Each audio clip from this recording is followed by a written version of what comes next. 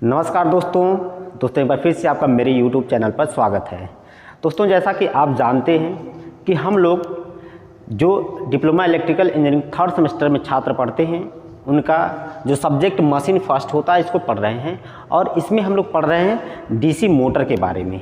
DC motor क्या होती है, इसके पहले वाली वीडियो में मैंने आपको बता दिया था। इस सीरीज़ का यह लेक्चर नंबर 5 है। इसके पहले मैंने डीसी मोटर की कंस्ट्रक्शन यानी उसकी संरचना या एक डीसी मशीन का वर्गीकरण हम लोग कैसे करते हैं और कोई भी मशीन किस प्रिंसिपल पर कार्य करती है, ये सब सारी चीज़ें मैंने आपको पहले ही बता दिया है। आज हम लोग इस डीसी मोटर में क्या क्या पढ़ने वाले हैं। बैक ईएमएफ क्या होता है, वोल्टेज इक्वेशन क्या होती है, फिर आप कह सकते हैं मैक्सिमम पावर की कंडीशन, जो आर्मेचर में पावर डेवलप होती है उसकी कंडीशन क्या होती है, इसके बारे में हम लोग देखेंगे। तो ये 3 चीज़ें आज हम लोग देखने वाले हैं। तो सबसे पहले बैक ईएमएफ क्या होता है, वोल्टेज इक्वेशन क्या होता है और मैक्सिमम पावर की कंडीशन क्या होती है, इसको आपको समझना है। तो मैंने आपको बैक ईएमएफ इसके पहले भी बता दिया था, क्योंकि आज इसकी पुनः ज़रूरत पड़ेगी, तो आज पुनः बताने की ज़रूरत है। तो देखिए, सबसे पहले हम लोग एक डीसी मशीन को बनाएंगे, क्योंकि ये बनाना आप सभी को आना चाहिए। और ये बनाना अगर आपको आ गया तो इसी के ऊपर सारा खेल होता है। देखिए, हमने बनाया यहाँ पर एक स्टेटर। डीसी मशीन का हमने क्या बनाया, स्टेटर बनाया, या आप कह सकते हैं डीसी मोटर का हमने क्या बनाया, स्टेटर। ये सभी को बनाने के लिए आना चाहिए।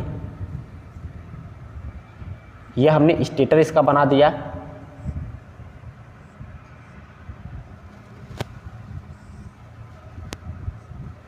ऐसे आपको भी बनाने आना चाहिए।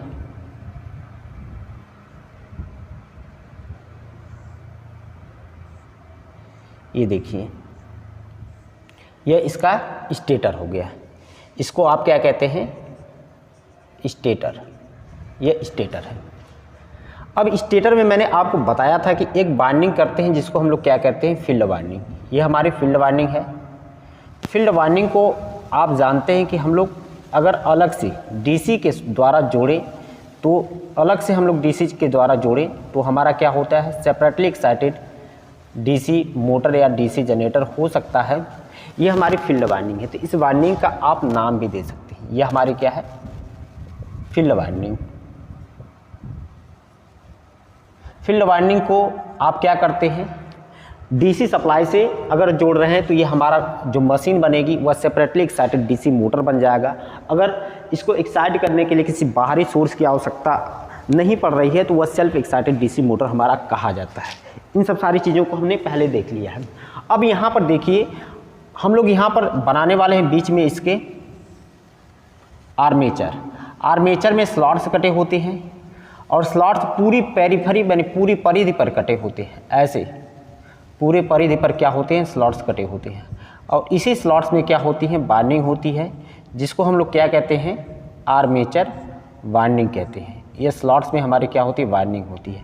तो यहाँ पर एक वाइंडिंग को हम लोग दिखा रहे हैं, एक कंडक्टर को दिखा रहे हैं, और इसको हम लोग कह रहे हैं कि यह क्या है, हमारी आर्मेचर।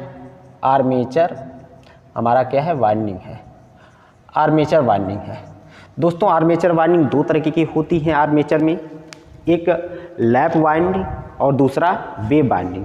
तो यहाँ पर हम लोग लैप वाइंडिंग और वेव वाइंडिंग के लिए जिक्र नहीं करेंगे। बीच में आपको बताया गया था, बीच में हमारा क्या होता है, कम्यूटेटर होता है। कम्यूटेटर छोटे छोटे सेगमेंट से मिलकर बने होते हैं, जिसको कम्यूटेटर सेगमेंट कहते हैं। और यहाँ पर क्या होती है, ब्रश की स्थिति होती है। ये ब्रश से हम लोग सप्लाई बाहर लेने की व्यवस्था करते हैं। यहाँ से हम लोग सप्लाई ले सकते हैं या दे सकते हैं। अगर मोटर है तो इसको सप्लाई देंगे, अगर जनरेटर है तो यहाँ से सप्लाई लेंगे। ये तो सामान्य सी बात हो गई कि एक डीसी मशीन की संरचना क्या होती है, कंस्ट्रक्शन क्या होता है। उसके बाद हमें देखना है बैक ईएमएफ, या इसको हम लोग कहते हैं विरोधी विद्युत वाहक बल। विरोधी विद्युत वाहक बल क्या होता है, विरोधी विद्युत वाहक बल। विरोधी विद्युत वाहक बल क्या होता है, यह क्यों पैदा होता है एक डीसी मोटर या किसी भी रोटेटिंग मशीन में, यह हम लोग देखेंगे। तो सबसे पहले देखिए, यह हमारे मैग्नेटिक पोल है। यहाँ से हमारा फ्लक्स निकलता है, और फ्लक्स जो होता है मशीन में एक समान रूप से क्या होता है, वितरित होता है। सभी तरफ एक समान रूप से क्या होता है, चारों तरफ मशीन के अंदर फ्लक्स हमारा वितरित होता है, यह मैग्नेटिक पोल के द्वारा। तो अगर ये मोटर है तो मोटर के लिए प्रिंसिपल आपको मैं बताया था कि जब कोई धारावाही चालक किसी मैग्नेटिक फील्ड में रखा जाता है तो उस पर फोर्स लगता है। तो भाई आप यहाँ पर देखिए ये हमारे क्या है टर्मिनल है। यहाँ से जब डीसी मोटर को डीसी हम सप्लाई देते हैं तो ये सप्लाई इस कम्यूटेटर के माध्यम से आर्मेचर कंडक्टर में जाती है जो आर्मेचर बाइंडिंग की है। इस बाइंडिंग में जब करंट बहेगी तो ये करंट कैरिंग कंडक्टर बन जाते हैं और यह बाइंडिंग जो है यह पूरी मैग्नेटिक फील्ड में रखी गई है, इसलिए इस पर क्या लगता है फोर्स लगता है। इस आर्मेचर कंडक्टर पर फोर्स लगेगा और जिसकी वजह से ये घूमने लगेगा और जब ये घूमेगा तो उसी के साथ पूरा आर्मेचर घूमता है और हमारा मोटर जो होता है स्टार्ट हो जाता है। मोटर पर हम लोग मैकेनिकल लोड लगाकर कोई भी काम ले सकते हैं। परंतु यहाँ पर हमारा बैक ईएमएफ क्या होता है इसको समझना है। तो जो बैक ईएमएफ होता है दोस्तों, जब आर्मेचर के कंडक्टर मैग्नेटिक फील्ड में घूमते हैं तो आर्मेचर के कंडक्टर फ्लक्स को काटते हैं और जब आर्मेचर के कंडक्टर फ्लक्स को काटेंगे तो फैराडे के नियम के अनुसार जब कोई कंडक्टर किसी फ्लक्स को काटता है तो उसमें ईएमएफ पैदा होता है। यानी इस आर्मेचर के कंडक्टर में ईएमएफ पैदा होता है जिसको बैक ईएमएफ कहते हैं। तो यहाँ पर बैक ईएमएफ होता क्या है इस बात को आप यहाँ पर लिखेंगे। बैक ईएमएफ क्या होता है, जब आर्मेचर के कंडक्टर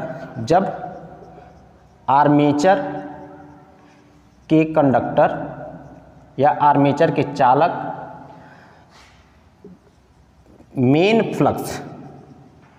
फ्लक्स क्या होता है, जो ये मैग्नेटिक पोल से निकलने वाले फ्लक्स होते हैं इसी को हम लोग मेन फ्लक्स कहते हैं। यानी मेन फ्लक्स को काटेगा तो फैराडे के नियमानुसार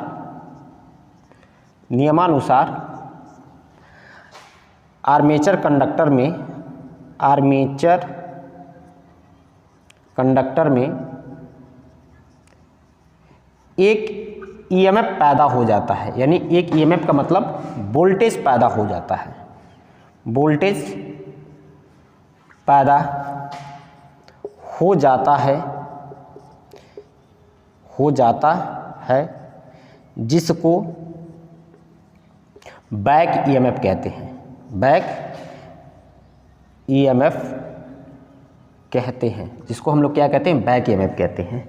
यानी ये जो बैक ईएमएफ होता है यह उस कारण का विरोध करता है जिसके कारण यह क्या होता है, पैदा होता है। यानी बैक ईएमएफ हमेशा सप्लाई वोल्टेज का विरोध करता है। इस बात को भी लिखेंगे। क्या लिखेंगे, बैक ईएमएफ हमेशा सप्लाई वोल्टेज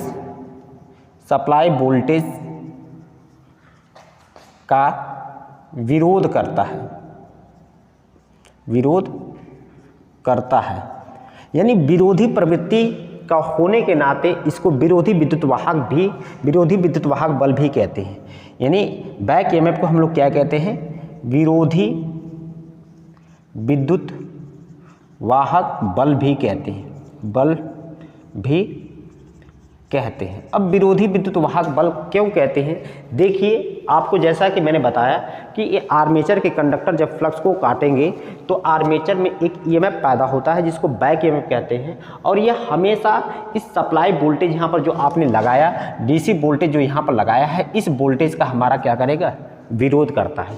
क्यों विरोध करेगा, क्योंकि जब यहाँ पर आप सप्लाई वोल्टेज अगर नहीं लगाते, आप ध्यान से सुनेंगे, जब आप सप्लाई वोल्टेज नहीं लगाते तो आर्मेचर कंडक्टर या आर्मेचर वाइंडिंग में कोई करंट नहीं बहती और जब आर्मेचर वाइंडिंग में कोई करंट नहीं बहती तो न तो armature winding current carrying conductor बनता है। यानी आर्मेचर में करंट न बहने से इस पर कोई फोर्स नहीं लगेगा और आर्मेचर के कंडक्टर घूमेंगे नहीं। और जब आर्मेचर के कंडक्टर नहीं घूमेंगे तो आर्मेचर के कंडक्टर फ्लक्स को नहीं काटेंगे, जो मेन फ्लक्स यहाँ पर आपको दिखाई दे रहा है, मेन फ्लक्स को नहीं काटेंगे तो आर्मेचर में कोई भी ईएमएफ नहीं पैदा होगा।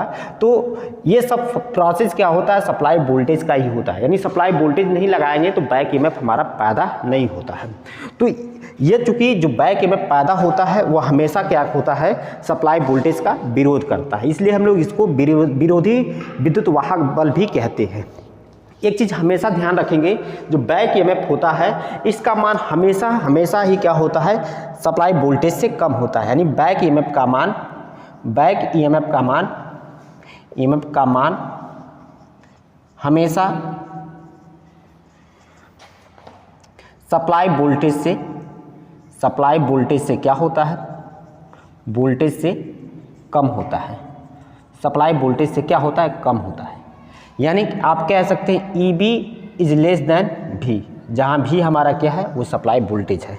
तो ये बैक EMF के बारे में आपको थोड़ी जानकारी आपको पता होना चाहिए।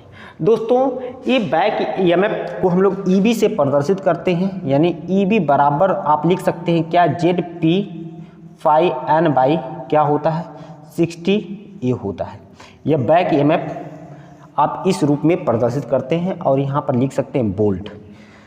यानी जब स्पीड अगर आपकी 0 हो जाए, यानी आर्मेचर नहीं घूमेगा, आर्मेचर के कंडक्टर गति नहीं करेंगे, तो उस समय बैक EMF का मान क्या हो जाएगा, 0 हो जाएगा। आप लिख सकते हैं जब n बराबर 0 तब क्या होगा, EB बराबर क्या हो जाएगा 0, क्योंकि स्पीड 0 हो गई तो ये सारी वैल्यू 0 हो जाएगी और 0 में किसी संख्या से भाग देंगे तो पूरा वैल्यू यानी बैक EMF का मान 0 हो जाएगा। यानी बैक EMF का मान किस पर निर्भर करता है, आर्मेचर के कंडक्टर की जो स्पीड होती है उस पर निर्भर करता है।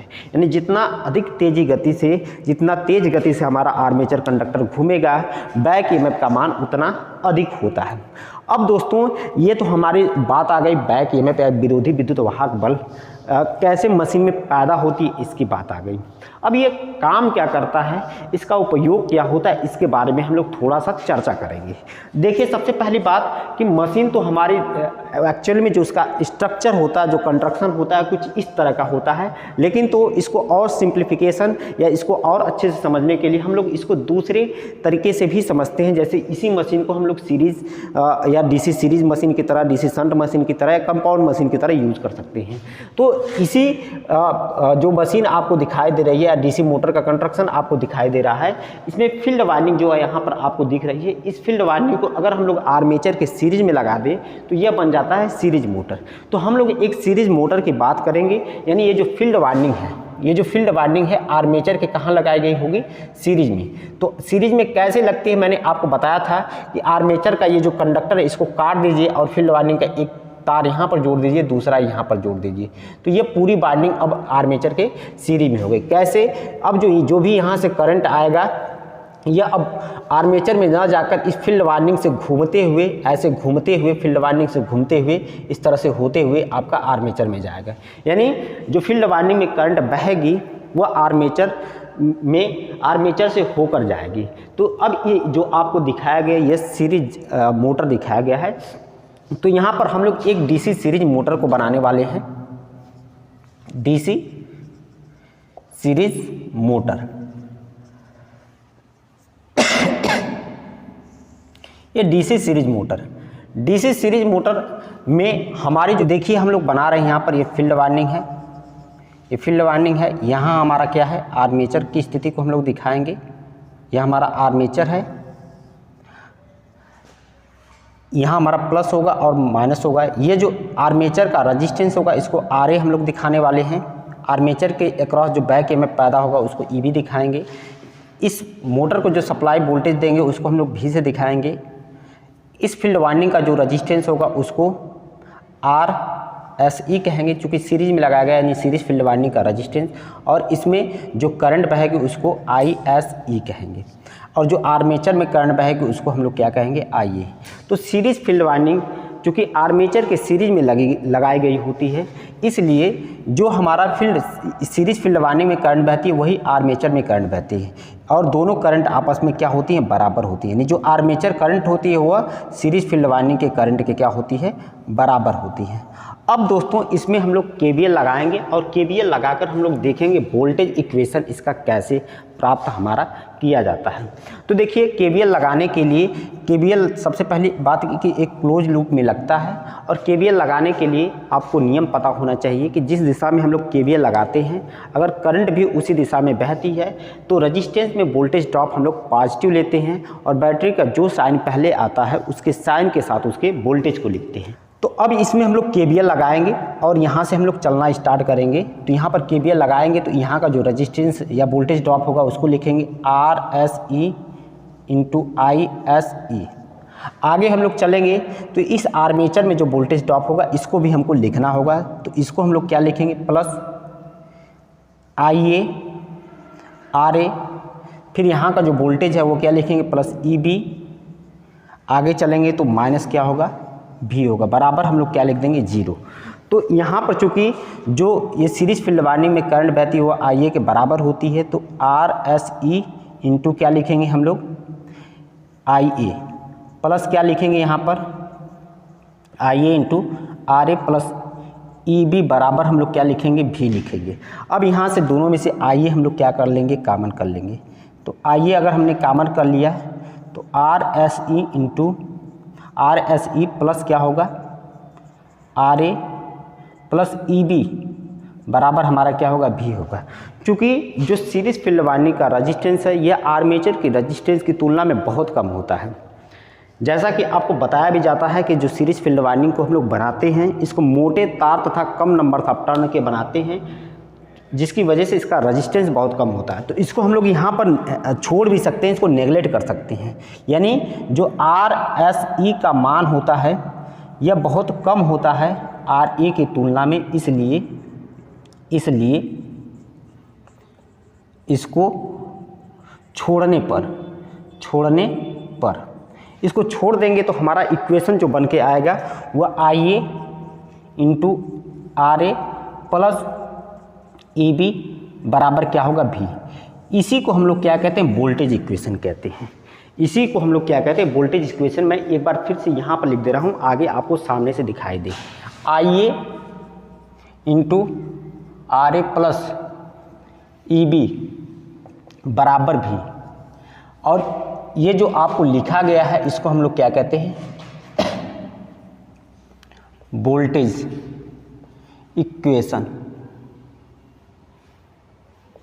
इसको हम लोग क्या कहते हैं वोल्टेज इक्वेशन है, वोल्टेज का समीकरण। क्योंकि यह जो IA RA है यह आर्मेचर के क्रॉस वोल्टेज ड्रॉप है और एक प्रकार का वोल्टेज है। बैक EMF भी एक प्रकार का वोल्टेज है और यह हमारा सप्लाई वोल्टेज है। तो यहाँ पर लिख सकते हैं यह IA RA क्या है, IA RA क्या है, इसको हम लोग लिखेंगे आर्मेचर में वोल्टेज ड्रॉप है, वोल्टेज ड्रॉप। ये EB क्या है, EB को हम लोग क्या लिखते हैं बैक EMF कहेंगे, और ये हमारा V क्या है, यह हमारा सप्लाई वोल्टेज है। इतनी चीज़ें आपको पता होना चाहिए। और ये जो आपको इक्वेशन निकल के आया इसको आप समीकरण 1 कर लीजिए। अब दोस्तों समीकरण 1 में आप क्या करेंगे IA से गुणा करिए। समीकरण 1 में आप क्या करें आर्मेचर करंट से गुणा करिए। तो यहाँ पर समीकरण 1 में हम लोग किससे गुणा कर रहे हैं, IA से गुणा कर रहे हैं। तो IA से गुणा करेंगे तो इधर क्या हो जाएगा IA का स्क्वायर इंटू RA हो जाएगा, प्लस यहाँ पर क्या होगा EB इंटू IA हो जाएगा, और यहाँ पर क्या हो जाएगा बराबर V इंटू IA हो जाएगा। तो अब देखिए ये जो आपको चीज़ निकल के आई या जो ये इक्वेशन आपको दिख रहा है ये किसके लिए है, पावर इक्वेशन है, पावर इक्वेशन है, माने जो शक्ति का समीकरण होता है। क्योंकि ये जो IA स्क्वायर इंटू RA है यह क्या है आर्मेचर में पावर लॉस, यानी आर्मेचर में क्या है यह पावर लॉस को बता रहा है। यह EB इंटू IA क्या है, यह आर्मेचर में जो पावर लॉस हुआ उसके बाद जो आर्मेचर में शक्ति बची यानी जो मैकेनिकल पावर डेवलप्ड हुआ वह है, यानी मैकेनिकल पावर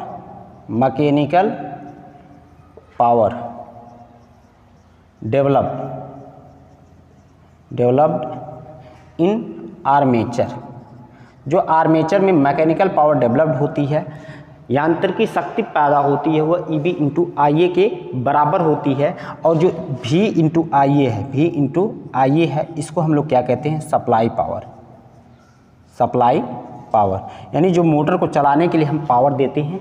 तो ये तीनों ही की तीनों पावर हैं, इसलिए इसको हम लोग पावर इक्वेशन भी कहते हैं। तो दोस्तों अब इस पावर इक्वेशन तो आपको समझ में आ गया। अगर आपको मैक्सिमम टार्क या मैक्सिमम पावर मोटर में पैदा कब होती है, कंडीशन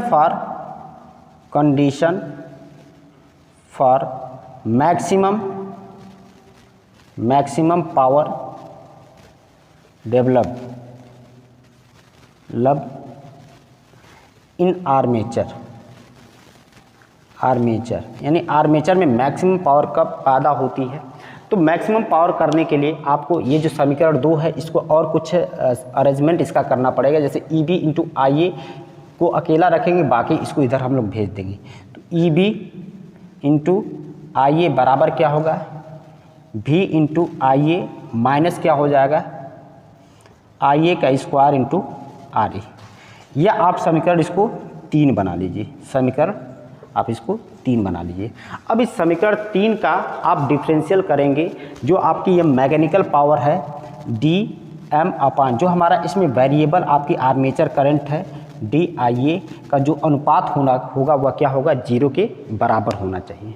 तो अब यहाँ पर इसका जो अनुपात होगा वह 0 के बराबर हो जाएगा, तो जो मैकेनिकल पावर है वह 0 के बराबर हो जाएगी और इसका आप डिफरेंशियल इधर का कर सकते हैं। तो यहाँ से देखिए अब इसका डिफरेंशियल करेंगे तो भी माइनस ये आई ए 0 हो जाएगा आई ए के सापेक्ष, और यहाँ से माइनस क्या हो जाएगा 2 आई ए इंटू आर ए बराबर क्या हो जाएगा, 0 हो जाएगा। तो दोस्तों आई ए इंटू आर ए यहाँ पर आपको दिख रहा है, और जो समीकरण 1 है आई ए इंटू आर ए का मान यहाँ से लिख सकते हैं। देखिए यहाँ पर आई ए इंटू आर ए बराबर आप लिख सकते हैं भी माइनस क्या लिख सकते हैं, ई बी लिख सकते हैं। यानी आई ए इंटू आर ए की जगह आप क्या लिख सकते हैं, भी माइनस ई बी लिख सकते हैं, और इसको आप इसका नाम दे सकते हैं कुछ भी, और वहाँ से हम लोग इसकी वैल्यू को पुटअप करेंगे। यानी भी माइनस क्या लिखेंगे 2 आई ए इंटू आर ए की जगह हम लोग क्या लिखेंगे, भी माइनस ई बी, भी माइनस ई बी बराबर क्या लिख देंगे 0। अब इसको थोड़ा सा आप सॉल्व करेंगे तो भी माइनस 2 भी आपका प्लस क्या हो जाएगा 2 ई बी हो जाएगा, बराबर क्या हो जाएगा 0 हो जाएगा। अब यहाँ से देखिए, यहाँ से ये आपका हो जाएगा माइनस भी, ये 2 भी में से भी घट जाएगा तो माइनस भी बराबर 2 माइनस भी प्लस क्या हो जाएगा 2 ई बी हो जाएगा बराबर 0। तो ये माइनस है तो उधर जाएगा तो प्लस हो जाएगा, तो यहाँ आप लिख सकते हैं 2 ई बी बराबर भी हो जाएगा। यानी ई बी बराबर आप लिखेंगे क्या, ई बी बराबर भी बाई 2 हो जाएगा। ये आपको लाना था ई बी बराबर भी बाई 2। यानी जो मैक्सिमम पावर मोटर में कब डेवलप्ड होगी, जब सप्लाई जो बैक ईएमएफ है उसका मान सप्लाई वोल्टेज का आधा हो जाए। यानी जो बैक ईएमएफ है उसका मान सप्लाई वोल्टेज के आधा हो जाए, तब मोटर में हमारी मैक्सिमम पावर डेवलप्ड होगी। क्योंकि यह हमारा लास्ट वाला टॉपिक भी था कि condition for maximum power developed in armature, यानी आर्मेचर में मैक्सिमम पावर डेवलप्ड कब होगी। तो ये आज की हमारी क्लास थी दोस्तों। ये 4 पॉइंट आपको बताना था। बैक ईएमएफ क्या होता है मैंने आपको बताया इधर की चीज़ों में। फिर उसके बाद वोल्टेज इक्वेशन क्या होती है, इधर मैंने आपको वोल्टेज इक्वेशन बता दिया है। फिर उसके बाद आर्मेचर में मैक्सिमम पावर कब डेवलप्ड होती है, उसकी कंडीशन क्या होती है, लास्ट में मैंने आपको डेरिवेट करके दिखा दिया। दोस्तों अगर वीडियो अच्छा लगे तो वीडियो को आप लाइक और सब्सक्राइब कर दीजिएगा, अपने दोस्तों में शेयर कर दीजिएगा। वीडियो देखने के लिए आपका बहुत बहुत धन्यवाद। Thank you.